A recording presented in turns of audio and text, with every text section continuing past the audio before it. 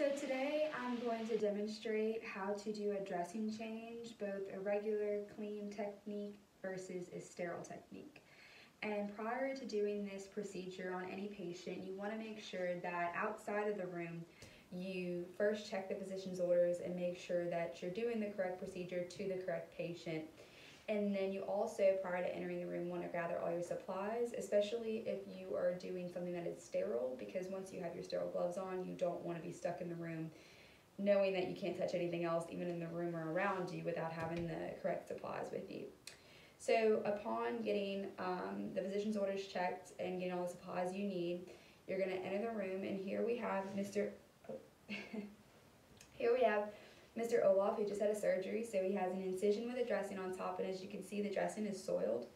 And so I'm going to demonstrate how to change that both, and just explain the differences between just the normal cleaning of the dressing technique versus a sterile technique if you were, if the physician were to order a sterile dressing change.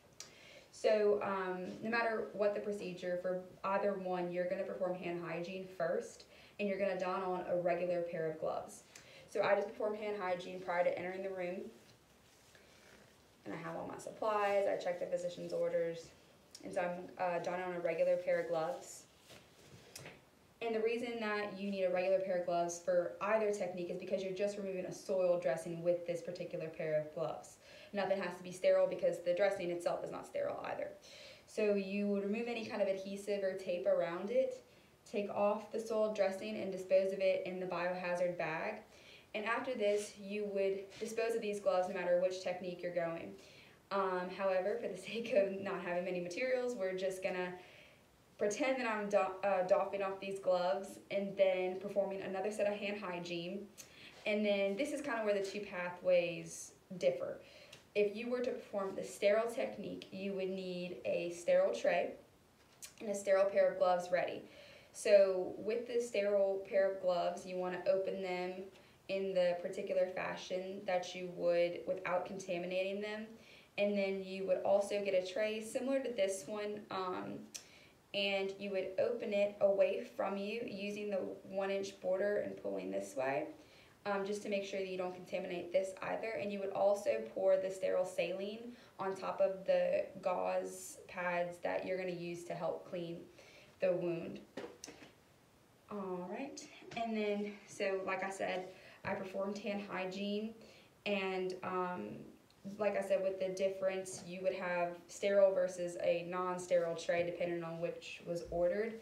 For the sake of this argument, from here on out, the procedure is pretty much the same. You're going to clean them the same way that you would, just one would be sterile, one wouldn't be, so I'm just going to do the sterile technique.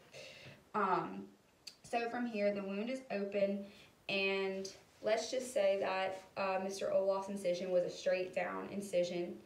And what you're going to do is, actually, once you have your sterile gloves on, you're going to carefully go in the tray, being careful not to touch any borders or contaminate your hands.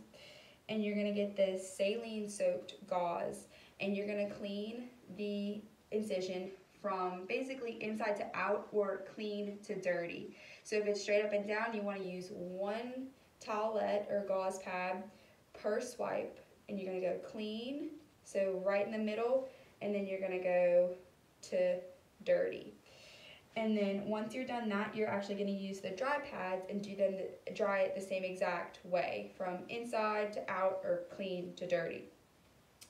And then once you're done that, you actually apply a sterile gauze pad, and then depending on what the order is, it might require an ABD pad and some tape to be on top. Once that's complete, you can doff your gloves. I'm going to take these off carefully because they're the only ones that I have. And once you're done doffing your gloves, you perform hand hygiene, and you want to document how the wound looked prior and after the technique was performed, just to make sure that you reported any kind of oozing or any kind of signs of infections and things like that. And then you also want to document how the patient tolerated the procedure, if they were in pain or if they tolerated it really well.